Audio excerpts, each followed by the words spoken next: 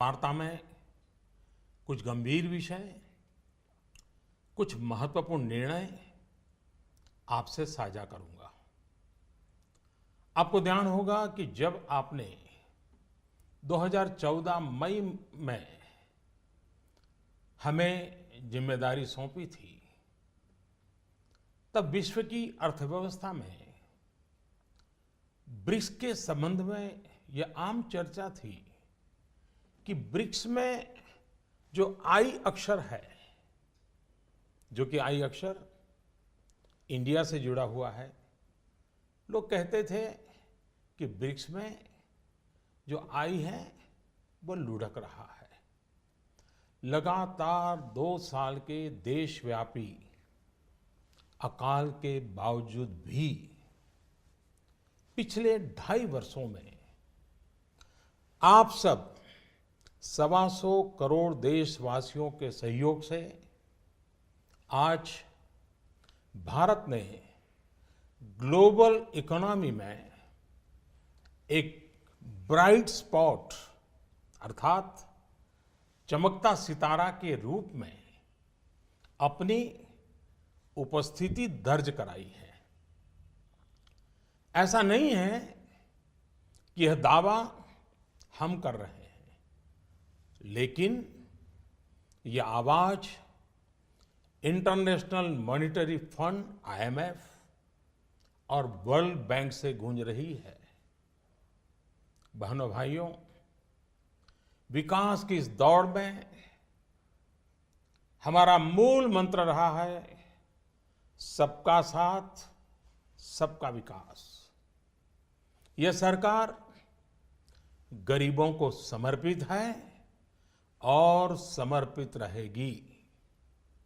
गरीबी के खिलाफ हमारी लड़ाई का मुख्य शस्त्र गरीबों का देश की अर्थव्यवस्था एवं संपन्नता में सक्रिय भागीदारी यानी गरीबों का सशक्तिकरण, गरीबों का एम्पावरमेंट। इस प्रयास की झलक आप लोगों को प्रधानमंत्री जन धन योजना, जन धन से जन सुरक्षा योजना, आर्थिक गतिविधियों के लिए प्रधानमंत्री मुद्रा ऋण योजना, दलित, आदिवासी और महिला उद्यमों के लिए स्टैंड अप इंडिया योजना, गरीबों के घर तक गैस का चूल्हा पहुंचाने के लिए प्रधानमंत्री उज्ज्वला योजना, किसानों की आमदनी सुरक्षित करने के लिए प्रधानमंत्री फसल बीमा योजना और प्रधानमंत्री कृषि सिंचाई योजना, उनको अपने खेतों से ही सही उपज पाने के लिए सॉइल हेल्थ कार्ड योजना और सही उपज का सही दाम पाने के लिए ई नाम अर्थात राष्ट्रीय कृषि बाजार योजना। इन सब में ये साफ नजर आता है कि सरकार गांव, गरीब, किसान को समर्पित है। मेरे प्यारे देशवासियों, पिछले दशकों में हम ये अनुभव कर रहे हैं कि देश में भ्रष्टाचार और काला धन,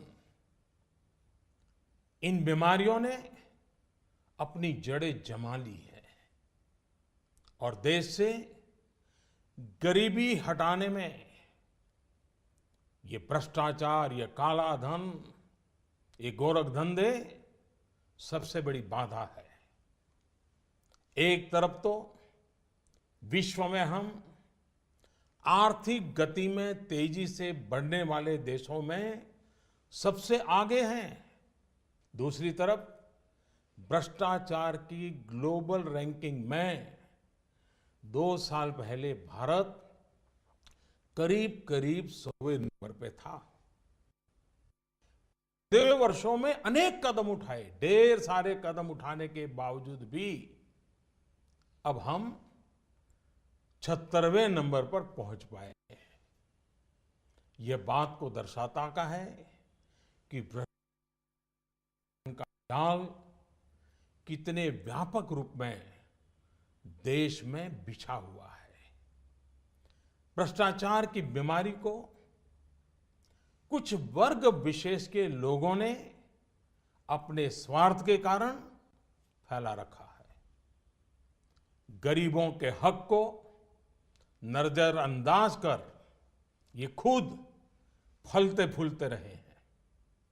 कुछ लोगों ने पद का दुरुपयोग करते हुए इसका भरपूर फायदा उठाया। दूसरी तरफ ईमानदार लोगों ने इसके खिलाफ लड़ाई भी लड़ी है। देश के करोड़ों नागरिकों ने ईमानदारी को जी करके दिखाया है।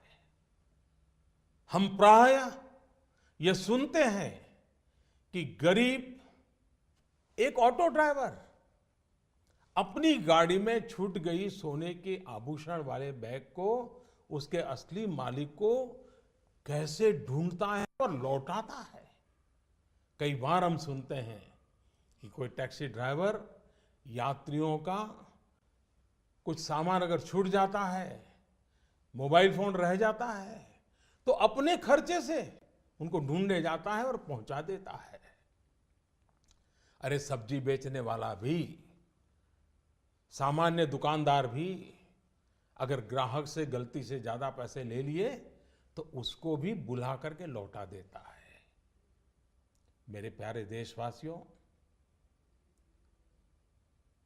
इस बात का ये सबूत है कि हिंदुस्तान का सामान्य से सामान्य नागरिक ईमानदार है।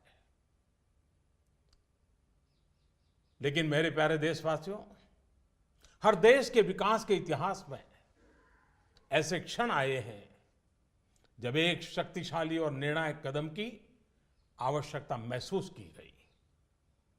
इस देश ने यह वर्षों से महसूस किया है कि भ्रष्टाचार, कालाधन, जाली नोट और आतंकवाद ऐसे नासूर हैं जो देश को विकास की दौड़ में पीछे धकेलती है। देश को, समाज को अंदर ही अंदर खोखला कर देती है। मेरे प्यारे देशवासियों, आतंकवाद की भयानक तो कौन नहीं जानता है। कितने निर्दोष लोगों को मौत के घाट उतार दिया जाता है। लेकिन क्या आपने सोचा है कि इन आतंकियों को पैसा कहां से मुहैया होता है?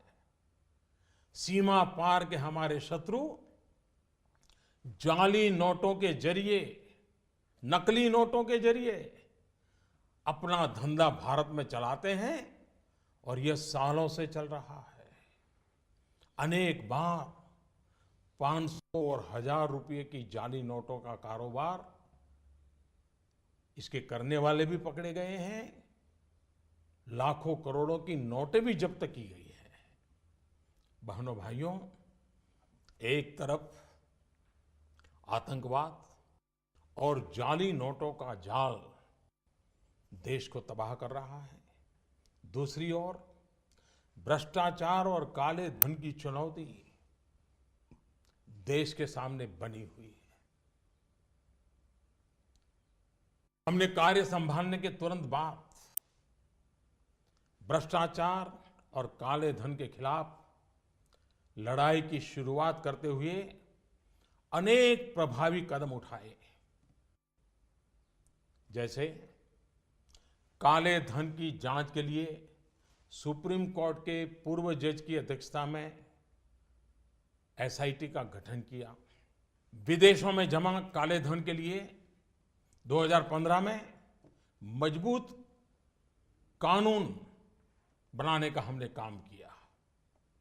काले धन को विदेशों से वापस लाने के लिए विभिन्न देशों के साथ टैक्स समझौतों में हमने परिवर्तन किया, नए समझौते किए। अमेरिका सहित विभिन्न देशों के साथ सूचना आदान प्रदान, इंफॉर्मेशन एक्सचेंज करने का प्रावधान किया। भ्रष्टाचारियों की बेनामी संपत्ति को रोकने के लिए अगस्त 2016 में एक और मजबूत कानून, इन सारे कानून से एक बहुत बड़े चोर दरवाजे को बंद कर दिया गया।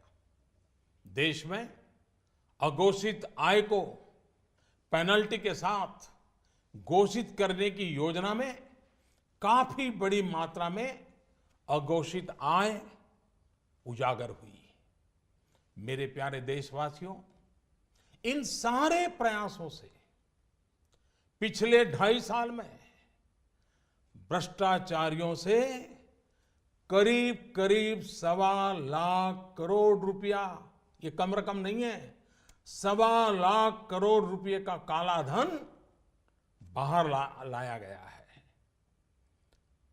ऐसे करोड़ों भारतवासी जिनके रग रग में ईमानदारी दौड़ती है, उनका मानना है कि भ्रष्टाचार, काले धन, बेनामी संपत्ति, जाली नोट और आतंकवाद के खिलाफ निर्णायक लड़ाई होनी चाहिए। कौन ईमानदार नागरिक ऐसा होगा जिसे अफसरों के घर बिस्तर के नीचे से या जगह जगह बोरियों में करोड़ों रुपयों पाने जाने की खबर से पीड़ा न होती हो। आज देश की मुद्रा व्यवस्था का हाल यह है कि देश में कुल सिक्कों और नोटों की जो मूल्य है, उसमें 500 और 1000 रुपया वाले नोटों का हिस्सा लगभग 80 से 90% तक पहुंच गया है। देश में कैश का अधिकतम सर्कुलेशन का एक सीधा संबंध भ्रष्टाचार से है। भ्रष्टाचार से अर्जित कैश का कारोबार महंगाई पर बड़ा असर पैदा करता है। इसकी मार गरीबों को झेलनी पड़ती है। इसका सीधा प्रभाव गरीब और मध्यम वर्ग की खरीदने की शक्ति पर पड़ता है। आपका भी स्वयं का अनुभव होगा। जब मकान खरीदने जाते होंगे, जमीन खरीदने जाते होंगे, तो आपसे जब सौदा होता होगा तब कहते होंगे कि कुछ धन चेक में लेंगे और ज्यादातर कैश में मांगी जाती होगी। ईमानदार व्यक्ति के लिए कुछ भी खरीदना, एक मध्यम वर्ग के व्यक्ति को घर भी खरीदना हो तो उसके पास काले धन नहीं है तो मुसीबत हो जाती है। तो उसके पास कैश के इस धंधे के कारण मकान, जमीन, उच्च शिक्षा, चिकित्सा, ऐसे अनेक सेवाओं को, उन वस्तुओं को इन कारणों से उनकी मूल्य में कृत्रिम वृद्धि भी होती है, आर्टिफिशियल इंक्रीज होता है। भ्रष्टाचार से जमा किया गया धन हो या काला धन हो, ये दोनों बेनामी हवाला कारोबार को भी बल देते हैं। और हम जानते हैं हवाला का उपयोग आतंकियों ने हथियार की खरीद फरोख्त में भी किया है। चुनावों में काले धन के प्रभाव की चर्चा ये कोई नई बात नहीं है, वर्षों से हो रही है। बहनों और भाइयों, देश को भ्रष्टाचार और काले धन रूपी दिमक से मुक्त कराने के लिए एक और सख्त कदम उठाना जरूरी हो गया है। आज मध्यरात्रि यानी 8 नवंबर 2016 की रात्रि को 12 बजे से वर्तमान में जारी 500 रुपए और 1000 रुपए के करेंसी नोट लीगल टेंडर नहीं रहेंगे। ये मुद्राएं कानूनन अमान्य होगी। 500 और 1,000 रुपये के पुरानी नोटों के जरिए लेन देन की व्यवस्था आज नहीं होगी। काले धन और जाली नोट के कारोबार में लिप्त देश विरोधी और समाज विरोधी तत्वों के पास मौजूद 500 रुपये, 1,000 रुपये के पुराने नोट अब केवल कागज के एक टुकड़े के समान रह जाएंगे। ऐसे नागरिक जो संपत्ति मेहनत और ईमानदारी से कमा रहे हैं, उनके हितों की और उनके हक की पूरी रक्षा की जाएगी। ध्यान रहे कि 100 रुपये, 50 रुपये, 20 रुपये, 10 रुपये, 5 रुपये, 2 रुपये और 1 रुपया का नोट और सभी सिक्के नियमित है और लेन देन के लिए उपयोग हो सकते हैं, उस पर कोई रोक नहीं है। हमारे यह कदम देश में भ्रष्टाचार, काला धन एवं जाली नोट के खिलाफ हम जो लड़ाई लड़ रहे हैं, सामान्य नागरिक जो लड़ाई लड़ रहा है, उसको इससे ताकत मिलने वाली है। इन दिनों में देशवासियों को कम से कम तकलीफ का सामना करना पड़े, इसके लिए हमने कुछ व्यवस्था की है। 500 और 1,000 रुपये के पुराने नोट 10 नवंबर से लेकर 30 दिसंबर 2016 तक आप अपने बैंक या डाकघर, पोस्ट ऑफिस के खाते में बिना किसी सीमा के जमा करवा सकते हैं। आपके पास लगभग 50 दिनों का समय है। अतः नोट जमा करने के लिए आपको अफरा तफरी करने की कोई आवश्यकता नहीं है। आपकी धनराशि आप ही की रहेगी, आपको कोई चिंता करने की जरूरत नहीं है। 500 रुपये या 1,000 रुपये के पुराने नोटों को खाते में डालकर आप अपनी जरूरत के अनुसार फिर से निकाल सकते हैं। केवल शुरू के दिनों में खाते में से धनराशि निकालने पर प्रतिदिन 10,000 रुपया और प्रति सप्ताह 20,000 रुपये की सीमा तय की गई है। ऐसा नए नोटों की उपलब्धता को ध्यान में रखते हुए किया गया है। इस सीमा में आने वाले दिनों में वृद्धि कर दी जाएगी। खाते में जमा करने की सुविधा के साथ साथ एक दूसरी सुविधा भी दी जा रही है। तत्काल आवश्यकता के लिए 500 और 1,000 रुपये के पुराने नोटों को नए एवं मान्य नोट के साथ 10 नवंबर से 30 दिसंबर तक आप किसी भी बैंक या प्रमुख और उप डाकघर, हेड पोस्ट ऑफिस और सब पोस्ट ऑफिस के काउंटर से अपना पहचान पत्र जैसे कि आधार कार्ड, मतदाता कार्ड यानी कि voter card, passport, pan card इत्यादि सबूत के रूप में पेश करके आप नोट बदल सकते हैं। प्रारंभ में 10 नवंबर से 24 नवंबर तक 4,000 रुपया तक के पुराने 500 एवं 1,000 रुपये के नोट बदले जा सकते हैं। 15 दिनों के बाद यानी 25 नवंबर से 4,000 रुपये की सीमा में वृद्धि कर दी जाएगी।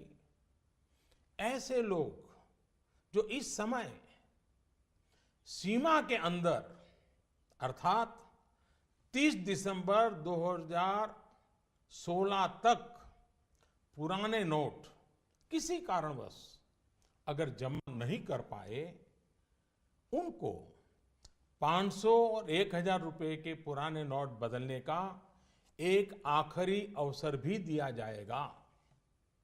ऐसे लोग रिजर्व बैंक के निर्धारित ऑफिस में अपनी राशि एक घोषणा पत्र यानी डिक्लेरेशन फॉर्म के साथ 31 मार्च 2017 तक जमा करवा सकते हैं। 9 नवंबर और कुछ स्थानों में 10 नवंबर को भी एटीएम काम नहीं करेंगे। प्रारंभ में एटीएम से प्रति कार्ड प्रतिदिन निकाली जा सकने वाली राशि की सीमा 2000 रुपया रहेगी। फिर उसे कुछ अवधि के बाद बढ़ाकर वैसे तो 500 और 1000 रुपए के पुराने नोट आज रात्रि 12 बजे से कानूनी तौर पर खत्म हो जाएंगे, परंतु सामान्य जनजीवन की जरूरतों को ध्यान में रखते हुए मानवीय दृष्टिकोण से हमने इस प्रक्रिया में शुरू के 72 घंटों में यानी कि 72 आवर्स मतलब कि 11 नवंबर की रात्रि 12 बजे तक नागरिकों के लिए कुछ विशेष व्यवस्था की है। जैसे 11 नवंबर की रात्रि 12 बजे तक सभी सरकारी अस्पतालों में भुगतान के लिए पुराने 500 या 1000 रुपये के नोट स्वीकार किए जाएंगे। इससे वैसे परिवार जिनमें कोई बीमार है उन्हें उपचार में कोई बाधा ना आए। ऐसे में यदि दवाई की दुकान की व्यवस्था है, यदि दवाई की दुकान की व्यवस्था है तो डॉक्टर के दिए गए पर्चे पर 500 और 1000 के पुराने नोटों से दवा खरीदने की सुविधा भी 72 घंटे तक उपलब्ध रहेगी। ऐसे ही 11 नवंबर की रात्रि 12 बजे तक रेलवे के टिकट बुकिंग काउंटर, सरकारी बसों के टिकट बुकिंग काउंटर और हवाई अड्डों पर एयरलाइंस के जो टिकट बुकिंग काउंटर पर केवल टिकट खरीदने के लिए पुराने नोट अर्थात 500 और 1000 रुपये के नोट स्वीकार करने की छूट होगी। ऐसा हमने उन परिवारों की जरूरतों को देखते हुए किया है जो इस समय यात्रा कर रहे होंगे।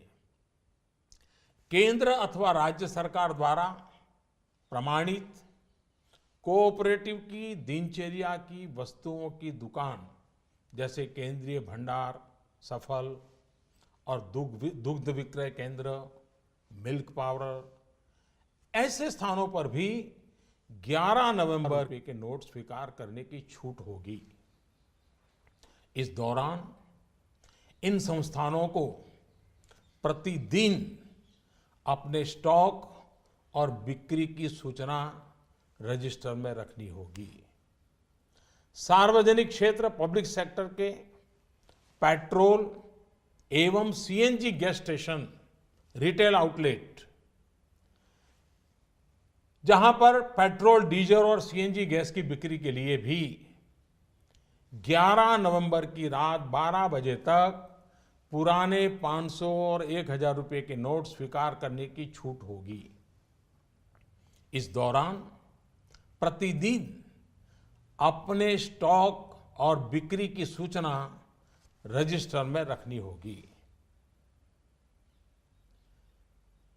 शवदाह गृह, श्मशान गृह, क्रेमेटोरियम, ऐसी जगहों पर भी 11 नवंबर की रात 12 बजे तक पुराने 500 और 1000 रुपए के नोट स्वीकार करने की छूट होगी।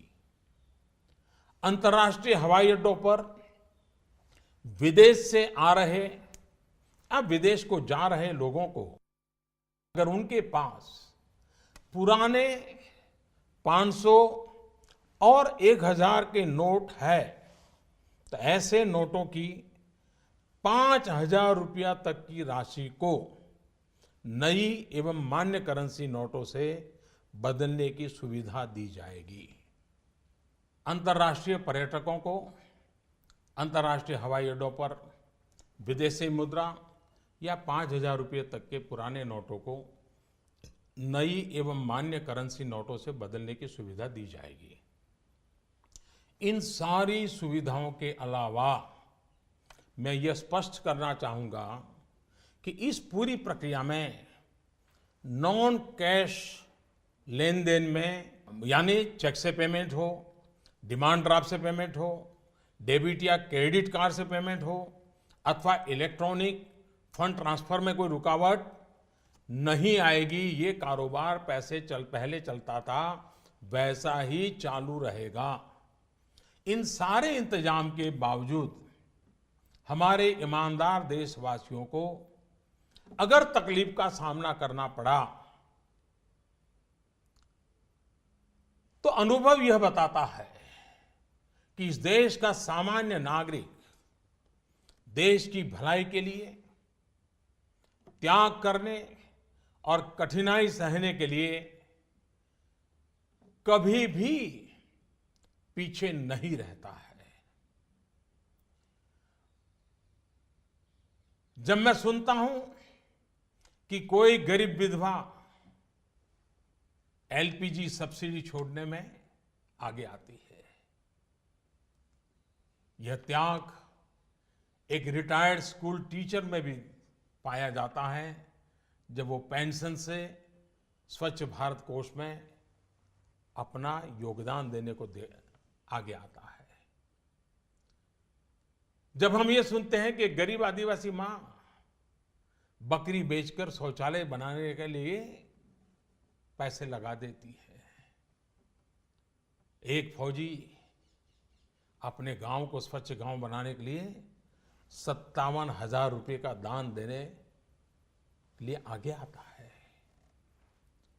मैंने तो यह देखा है कि देश के सामान्य नागरिक की एक ही तमन्ना है कि वह कुछ भी कर गुजरने को तैयार है, बस देश का कल्याण हो। अतः भ्रष्टाचार, काला धन, जाली नोट और आतंकवाद के खिलाफ जंग में हम लोग थोड़ी सी कठिनाई, वह भी कुछ दिनों के लिए, तो झेल ही सकते हैं।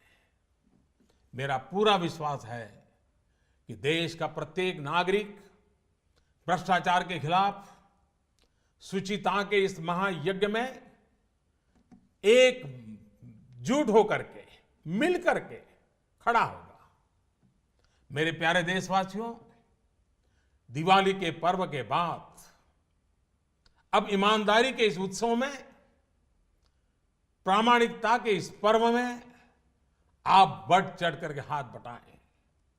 मेरा पूरा विश्वास है कि देश के सभी राजनीतिक दल, राजनीतिक कार्यकर्ता, सामाजिक एवं शैक्षणिक संस्थाएं, मीडिया, समाज के सभी वर्ग इस महान कार्य में सरकार से भी ज्यादा बढ़ चढ़ करके भाग लेंगे, सकारात्मक भूमिका अदा कराएंगे और इस पवित्र कार्य को सफल बना के ही रहेंगे।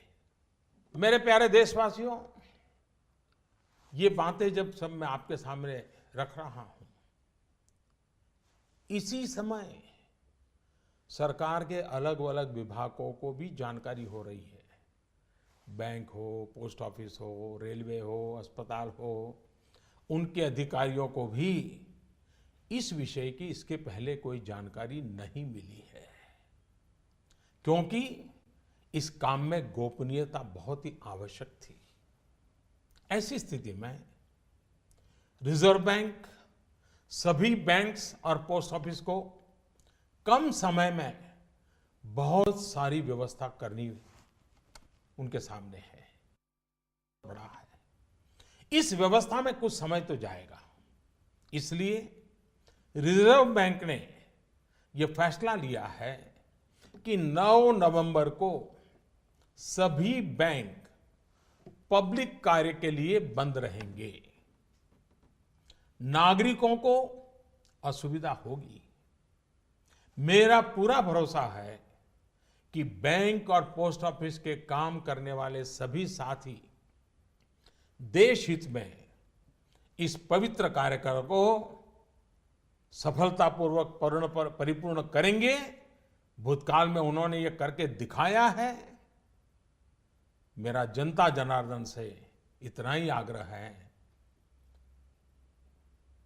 कि सभी नागरिक धैर्य रखते हुए सभी बैंक्स और पोस्ट ऑफिस के अधिकारियों को सहयोग करें। यही मेरी उनसे आग्रहपूर्वक विनती है। बहनों और भाइयों, समय समय पर मुद्रा व्यवस्था को ध्यान में रखकर रिजर्व बैंक केंद्र सरकार की सहमति से नए अधिक मूल्य के नोटों को सर्कुलेशन में लाता रहा है।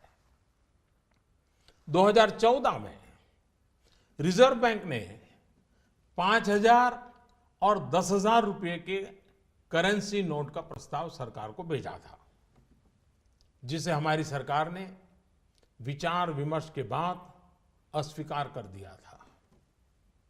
अब इस पूरी प्रक्रिया में रिजर्व बैंक द्वारा 2,000 रुपए के नए नोट के प्रस्ताव को स्वीकार किया गया है। पूरी तरह से नए तौर पर डिजाइन किए गए 500 रुपए और 2,000 रुपए के नए नोट, नए करेंसी नोट अब सर्कुलेशन में लाया जाएगा।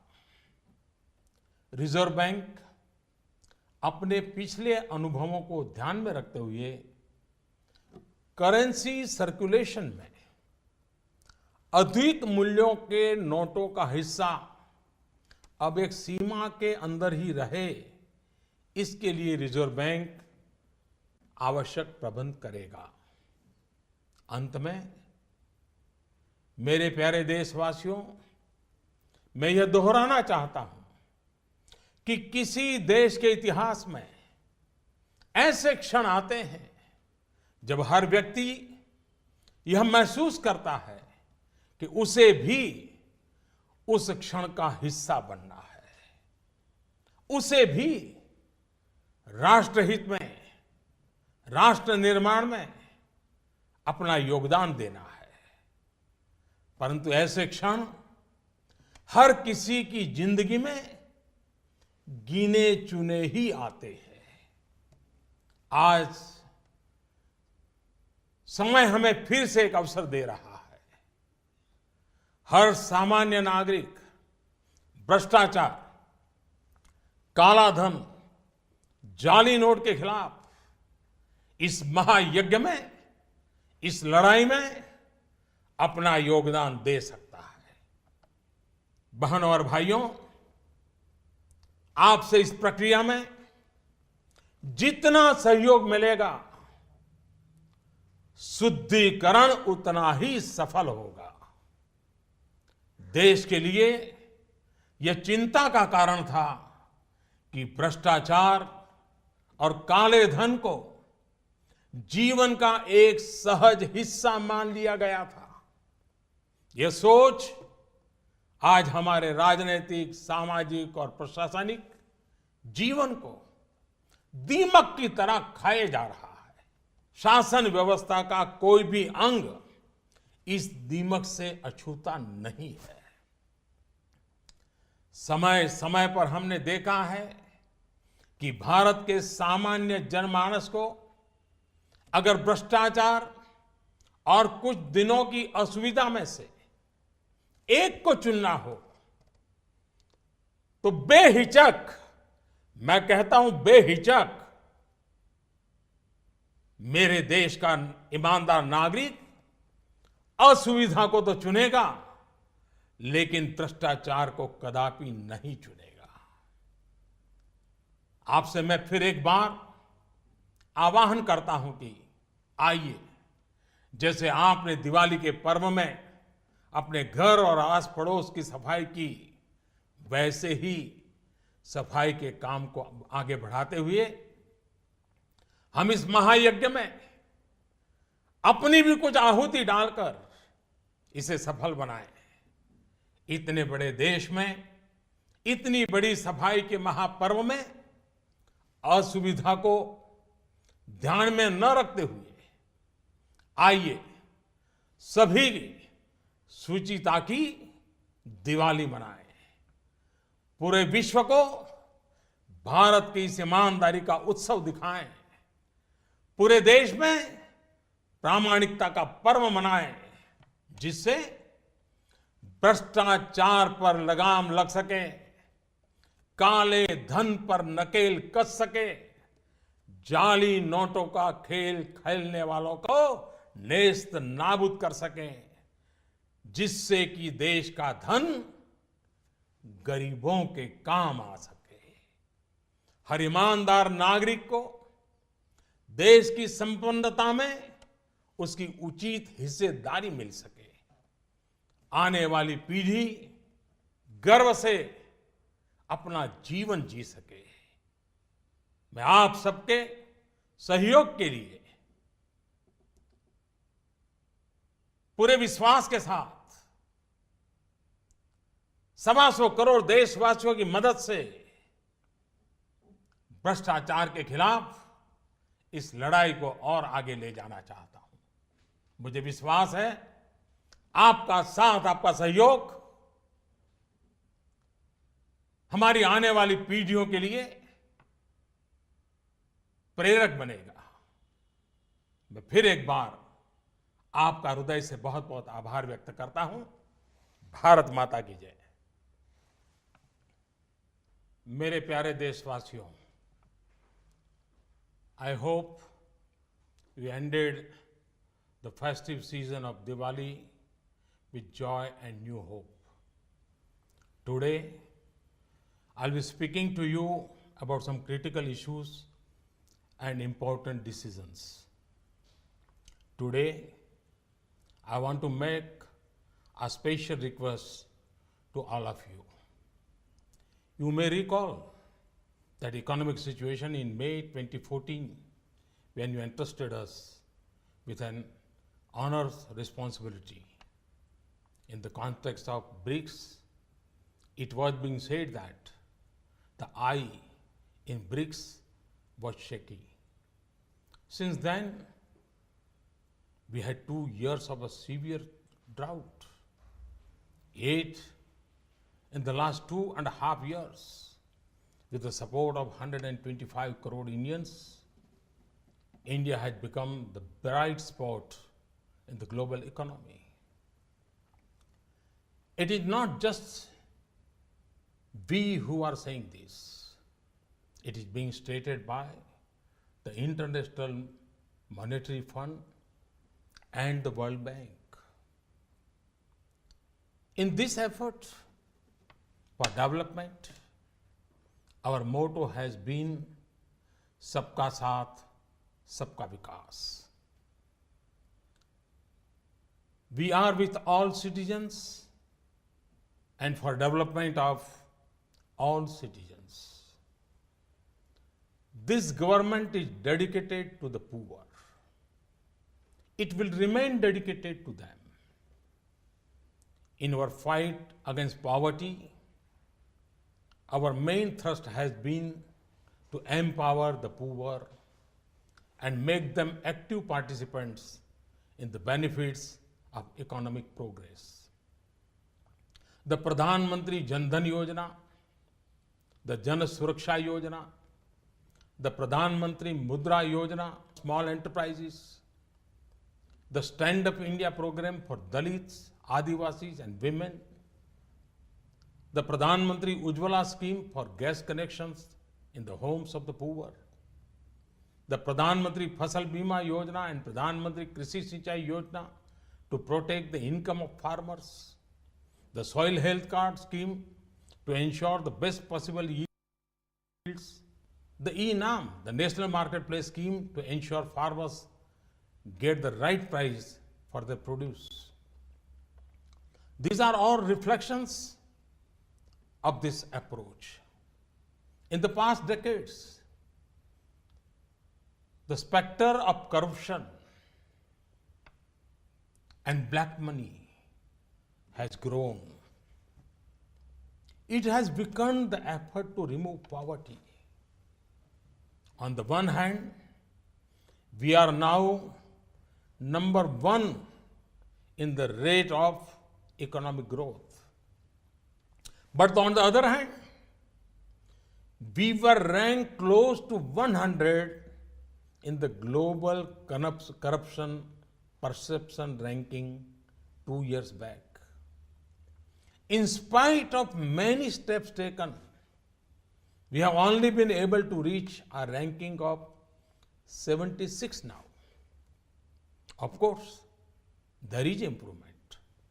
This shows the extent to which corruption and black money have spread their tentacles. The evil of corruption has been spread by certain sections of society for their selfish interests. They have ignored the poor and cornered the benefits. Some people have misused their office for personal gain. On the other hand, honest people have fought against the evil. Crores of common men and women have lived this life with integrity. We hear about poor auto rickshaw drivers returning gold ornaments left in the vehicles to their rightful owners. We hear about taxi drivers who take pains to locate the owners of the cell phones left behind. We hear vegetable vendors who return excess money given by customers.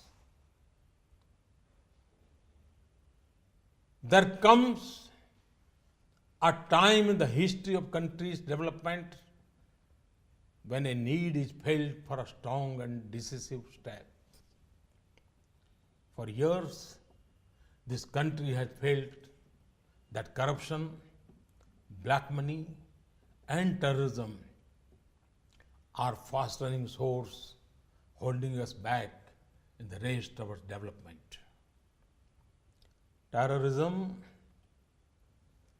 is a frightening threat.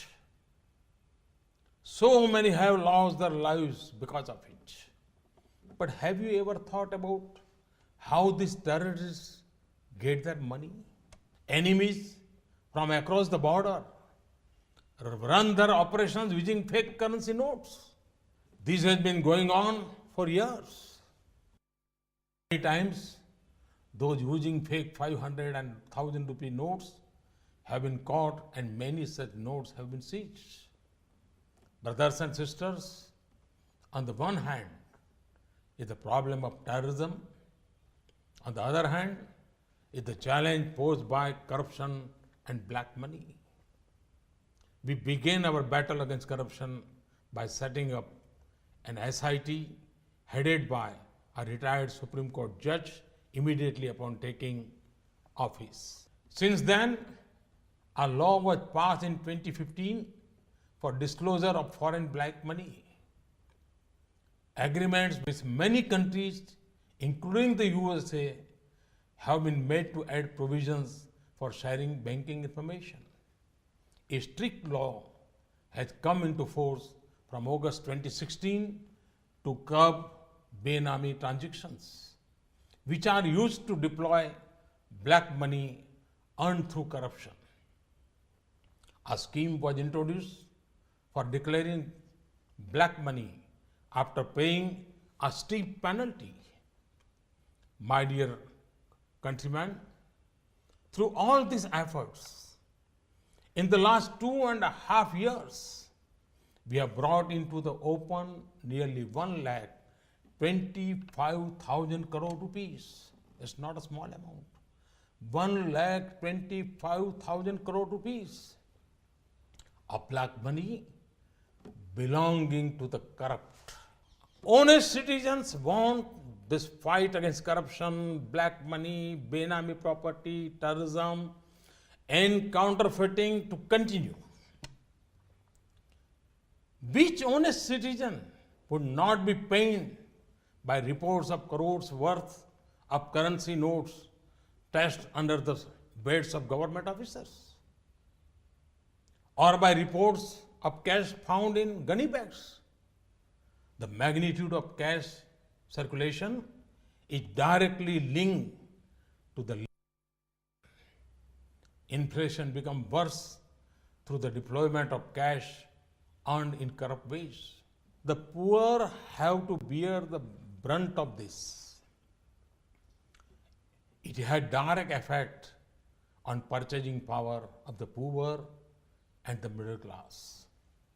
You may yourself have experience when buying land or a house, that part from the amount paid by check, a large amount is demanded in cash.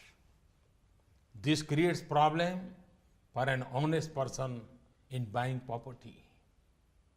The misuse of cash has led to artificial increase in the cost of goods and services like houses, land, higher education, healthcare, so on. High circulation of cash also strengthens the Hawala trade, which is directly connected to black money and illegal trade in weapons.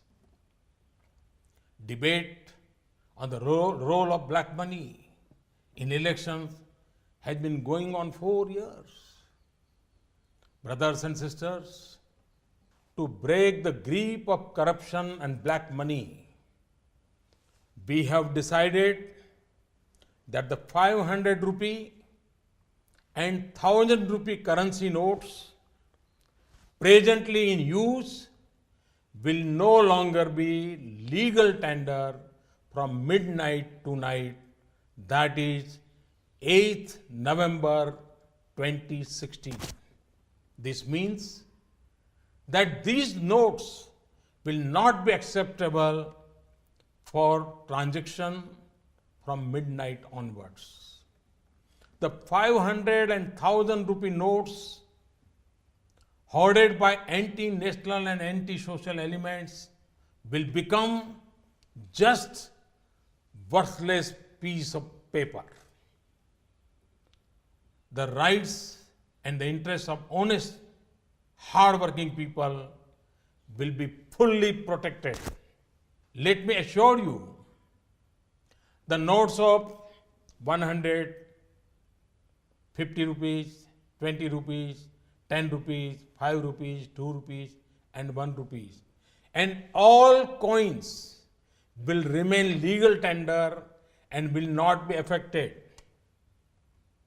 This step will strengthen the hands of the common man in the fight against corruption, black money, and fake currency. To minimize the difficulties of citizens, in the coming days, several steps are being taken. Persons holding old notes of 500 or 1000 rupees can deposit these notes in their bank or post office account from 10th November till close of banking hour on 30th December 2016 without any limit. Thus, you will have 50 days to deposit your notes and there is no need for panic. Your money will remain yours. You need have no worry on this point. After depositing money in your account, you can draw it when you need it. Keeping in mind the supply of new notes in the first few days, there will be a limit of 10,000 rupees per day and 20,000 rupees per week. This limit will be increased in the coming days. Apart from depositing your notes in your bank account, another facility will also be there. For your immediate needs, you can go to any bank, head post office or sub post office. Show your identity proof like Aadhaar card, voters card, ration card, passport, income tax, PAN card number, or other approved proofs, and exchange your old 500 or 1000 rupee notes for new notes. From 10th November till 24th November, the limit for such exchange will be 4,000 rupees. From 25th November till 30th December, the limit will be increased.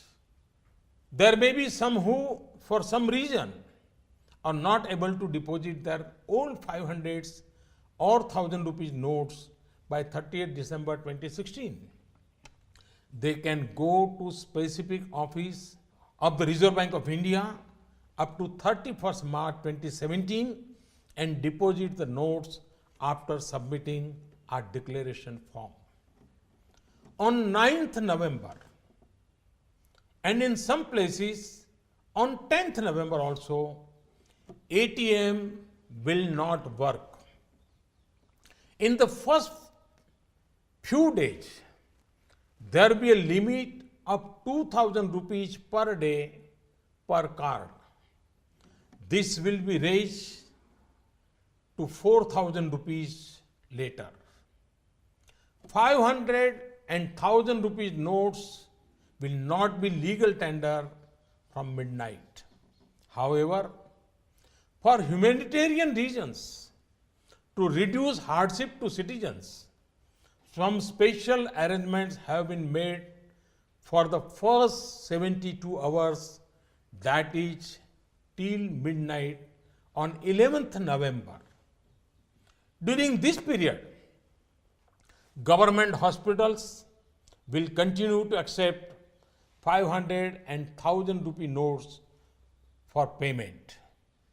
This is for the benefit of those families whose members may be unwell. Pharmacies in government hospitals will also accept these notes for buying medicines with doctor's prescription. For 72 hours, till midnight on 11th November, railway ticket bookings counters, ticket counters of government buses, and airline ticket counters at airports will accept the old notes for purchase of tickets. This is for the benefit of those who may be traveling at this time.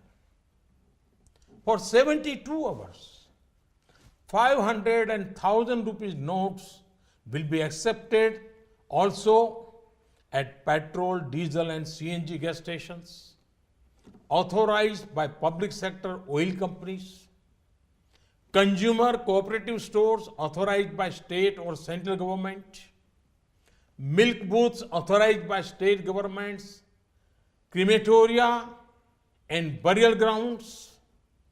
These outlets will have to keep proper records of stock and collections. Arrangements will be made at international airports for arriving and departing passengers who have 500 or 1,000 rupee notes for not more than 5,000 rupees to exchange them for new notes or other legal tender. One more thing I would like to mention. I want to stress that in this entire exercise, there is no restriction of any kind on non-cash payment by checks, demand drafts, debit or credit cards, and electronic fund transfer. Brothers and sisters, in spite of all these efforts, there may be temporary hardship to be faced by honest citizens. Experience tells us that ordinary citizens are always ready to make sacrifices and face difficulties for the benefit of the nation. I see that spirit when a poor widow gives up her LPG subsidy, when a retired school teacher contributes his pension to the Swachh Bharat mission, when a poor Adivasi mother sells her goats to build a toilet, when a soldier contributes 57,000 rupees to make his village clean. I have seen that the ordinary citizen had the determination to do anything if it will lead to the country's progress. So, in this fight against corruption, black money, fake currency, fake notes, and terrorism, in this movement for purifying our country, will our people not put up with difficulties for some days? Have full confidence that every citizen will stand up and participate in this Mahayagna. My dear countrymen, after the festivity of Diwali, now join the nation and extend your hand in this Imandari ka Utsav. This Pramanikta ka Parva, this celebration of integrity, this festival of credibility. I'm sure that all political parties, all governments, social services organizations, the media, and indeed all sections of society will take part in this with enthusiasm and make it a success. My dear countrymen, secrecy was essential. It is only now, as I speak to you, that various agencies like banks, post office, railways, hospitals, and others are being informed. The Reserve Bank, banks, and post offices have to make many arrangements at very short notice. Obviously, time will be needed. Therefore, all banks will be closed to the public on 9th November. This may cause some hardship to you. I have full faith that banks and post offices will successfully carry out this great task of national importance. However, I appeal to all of you to help the banks and post offices to meet this challenge with poise and determination. My dear citizens, from time to time, based on currency needs, the Reserve Bank, with the approval of the central government, brings out new notes of higher value. In 2014, the Reserve Bank sent a recommendation for issue of 5,000 and 10,000 rupee notes. After careful consideration, this was not accepted. Now, as part of this exercise, RBI's, Reserve Bank's recommendation to issue 2,000 rupees notes has been accepted. New notes of 500 rupees and 2,000 rupees with completely new design will be introduced. Based on past experience, the Reserve Bank will hereafter make arrangements to limit the share of high denomination notes in the total currency in circulation. In country's history, there come moments when every person feels he too should be the part of that moment, that he too should make his contribution to the country's progress. Such moments come but rarely. Now we again have an opportunity where every citizen can join this Mahayagna against the ills of corruption, black money, and fake notes. The more help you give in this campaign, the more successful it will be. It has been a matter of concern for all us that corruption and black money tend to be accepted as a part of life. This type of thinking has afflicted our politics, our administration, and our society like an infestation of termites. None of our public institutions is free from these termites. Time and again, I've seen that when the average citizen has to choose between accepting dishonesty and bearing inconvenience, they always choose to put up with inconvenience. They will not support dishonesty. Once again, let me invite you to make your contribution to this grand sacrifice for cleansing our country, just as you clean your surroundings during Diwali. Let us ignore the temporary hardship.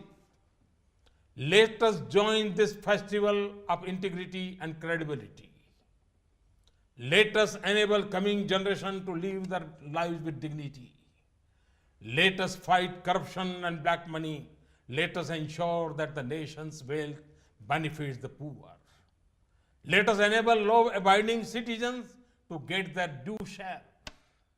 I have confidence in 125 crore people of India. And I'm sure country will get success. Thank you very much. Thanks a lot. Namaskar. Bharat माता की जय. तो भ्रष्टाचार, काले धन और आतंक की अर्थव्यवस्था पर अब तक की सबसे बड़ी चोट हुई है. प्रधानमंत्री नरेंद्र मोदी इस वक्त राष्ट्र को संबोधित कर रहे थे. एक बहुत अहम ऐलान, भारत की अर्थव्यवस्था में एक बहुत बड़ा परिवर्तन एक कह सकते हैं. और ब्लैक मनी की अर्थव्यवस्था, भ्रष्टाचार की अर्थव्यवस्था पर एक बहुत बड़ी चोट मारी है सरकार ने.